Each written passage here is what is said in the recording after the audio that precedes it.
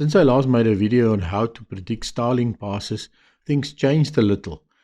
And of course now we want to predict something up ahead. Because Starlink satellites are only visible shortly after launch, it is good to have pre-information on where to look and if you're going to have a pass for your site. So the first thing you normally go to is your cell phone. And the easiest thing there is when you download Heavens Above from the Play Store. So then you click on Search Satellites. And then you type in placeholder in the search window. And as you can see, the last launch was G415, but we want to know about G418. You can also type G4 and see what's available if you know it's a G4 launch. Just to show you what a pass looks like, since we don't have a pass of G415, if you go to ISS, then you can see a pass and then you can see what it looks like. You see all the information there. Now, people often get confused by the west and the east being the opposite way. So you just go to settings, and then if you click the top option, you'll see that east and west are then reversed. This is, of course, good for when you're observing with the phone showing to the sky, when it actually shows you a little cursor where the phone's pointing at that point. So if you go to the computer, you open your browser, and you type heavensabove.com.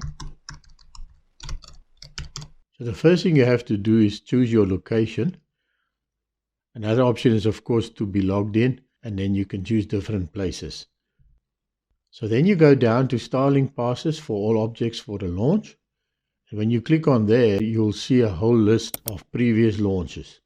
So in this case, you see G418 is already on there. So this is great because you can now predict any passes for your site. If, however, that launch is not there yet, the next thing is to go to CelesTrak.com, and then you go down to supplemental TLEs. Click on it, and in this case you can see there are pre-launch TLEs for G418. So if you hover the mouse over the little eye, you see it shows you passes. So this can now predict passes for you. So you can choose your location from the map, and you just scroll around to your part of the world. By rolling the mouse wheel, you can zoom in. You can zoom even further in if you want to, but this is good enough for now. And then you select your position. If you click on home, you'll again see your position on the map. Now you'll see down below it says loading space catalog. That can sometimes take a while. So once it's loaded, you can see there's a stack and a single for G418. I'm not sure exactly what's the difference. I just normally go for single and then click on visible passes only, because it'll only show you passes that are sunlit when it's dark for your place. All passes, of course, will be daytime passes as well, so that'll be no good. So now you see predictions for this launch, and you can see that one is quite high, 41 degrees elevation. And then if you click on the start of the pass, you'll see that the time window change, or the culmination, or the end. Now in this case, it doesn't end at the horizon because it actually goes into shadow about 10 degrees above the horizon. So if you click on the start and you click the play button, it'll show you the pass in real time. But you can speed it up by dragging that little ball thingy, and you can even go reverse.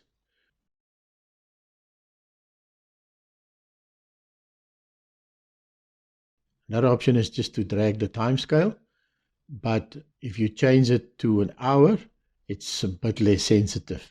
So you can easily see the satellite as it'll pass over the star background.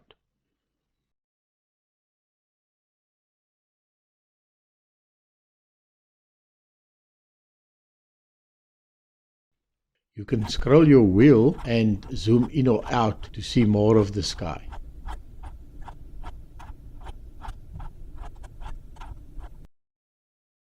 And then if you drag it again, you can see the whole pass a bit better, depending on what you want to see. So you see there's another pass on the next day.